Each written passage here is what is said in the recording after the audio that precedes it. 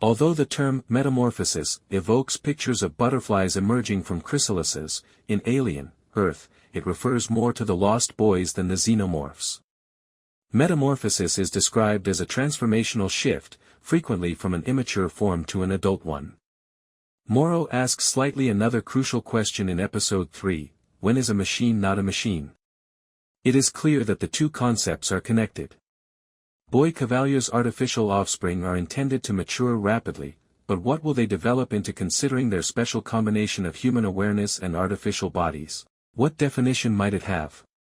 This, I'm beginning to assume, is the point that Noah Hawley and co-writer Bob DeLaurentis are most interested in pursuing in this show. You could see that a little in the premiere, where it was evident that the whims of corporate masters were a more frightening danger than any alien race. However, in the second episode, which was set almost exclusively atop the Maginot in a cramped tribute to the original film, you could have forgotten. While it was implied that the show was addressing class, that episode did raise the possibility that the Xenomorph might be a more decent character than normal. Every point made here relates to existentialism. Alien, Earth's third episode quickly moves away from the Maginot, but it does pause to cut that thread and give rise to a number of interesting subplots. The sole alien action in the entire episode occurs during Wendy and Joe's first contact with the Xenomorph. The Xeno manages to get the drop on Joe and nearly kills him before Wendy steps in, thus all the hoopla about the Lost Boys' superhuman talents is for nothing.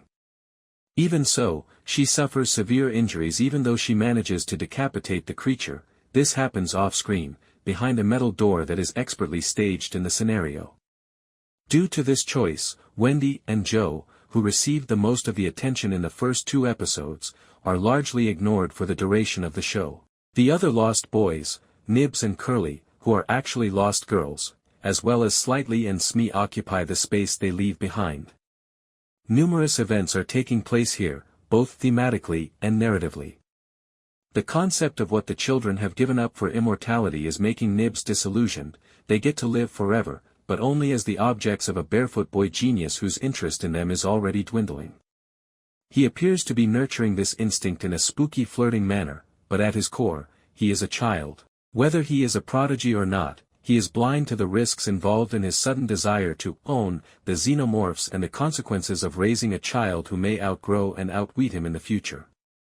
Whether he is a prodigy or not, he is blind to the risks involved in his sudden desire to own the Xenomorphs and the consequences of raising a child who may outgrow and outwit him in the future. It's simple to forget that the Lost Boys are kids at times.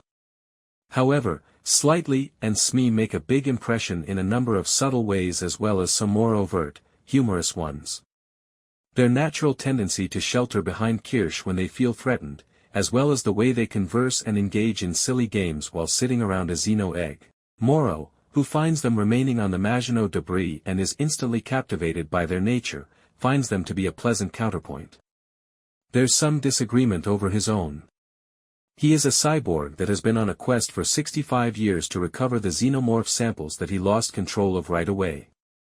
Any humanity he may have had has been eroded, and the aliens are now not only his purpose in life, but also his only motivation. In episode 3 of Alien, Earth, Morrow appears as the real wild card. Although he is officially Weyland-Yutani's property, his call to Yutani herself implies that he won't be given orders. His motivation now comes from his personal connection to the Xenomorphs and how they have taken the place of everything else in his life. He is determined to retrieve them from the Prodigy City facility where Kirsch is currently conducting experiments on them at all costs.